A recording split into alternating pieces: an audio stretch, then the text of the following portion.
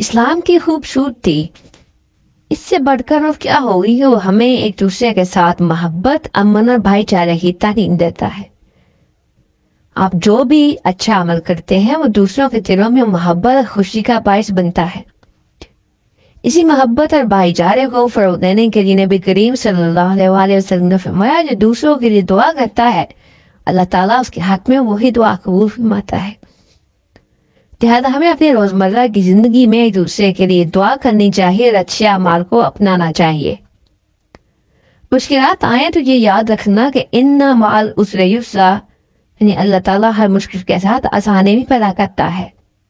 سبحان اللہ۔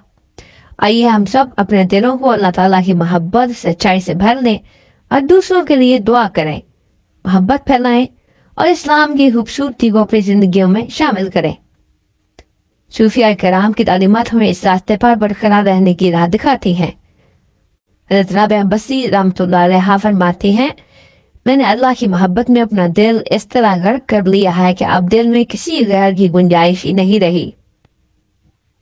اسی طرح حضرت بایزید بستامی رحمۃ اللہ علیہ فرماتے ہیں اگر تم اپنے دل میں اللہ کی محبت کو جگہ دو گے تو تمہاری دنیا اور آخرت دونوں سنواری جائیں گی۔ یہ بات اہم ہے کہ ہم اپنی روزمرہ کی زندگی میں نیک اعمال کرتے رہیں، اللہ تعالیٰ کی رضامندی طلب کریں۔ زندگی میں جس قدر مشکلات آئیں ہمیں اللہ تعالیٰ پر اعتماد کرنا چاہیے اور اس کے بنائے ہوئے راستے کو اپنانا چاہیے۔ یہ وہ راستہ ہے جس پر چل کر ہم دنیا اور آخرت دونوں میں کامیابی حاصل کر سکتے ہیں۔ اللہ تعالیٰ ہمیں نیک اعمال کی توفیق دے اور ہمیں اپنی رضا کے مطابق عمل کرنے کی ہمت عطا فرمائے، آمین۔ یا اللہ ہماری دعاؤں کو قبول فرما اور ہمیں اپنے راستے پر ثابت قدم رکھ۔ اس دعا کے ساتھ میں آپ سب سے درخواست کرتا ہوں کہ ہمیں محبت، امن اور نیک اعمال کے پیغام کو فروغ دینا چاہیے۔ یاد رکھیے جو دعا آپ دوسروں کے لیے کرتے ہیں سب سے پہلے وہ آپ کے حق میں قبول ہوتی ہے۔ اللہ تعالیٰ ہم سب کے دلوں کو اپنے نور سے منور کرے اور ہمیں صحیح راہ پر چلنے کی توفیق دے۔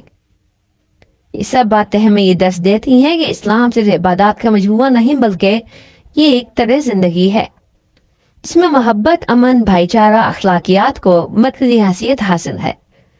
ہمیں ان اصولوں کو اپنی زندگیوں میں شامل کرنا چاہیے اور بہتر معاشرے کی تشکیل کے لیے کردار ادا کرنا چاہیے۔ اللہ ہمیں اپنی مخلوق کی خدمت کرنے کی توفیق دے اور ہمیں ان لوگوں میں شامل فرمائے جو محبت اور امن کے علم بردار ہوں۔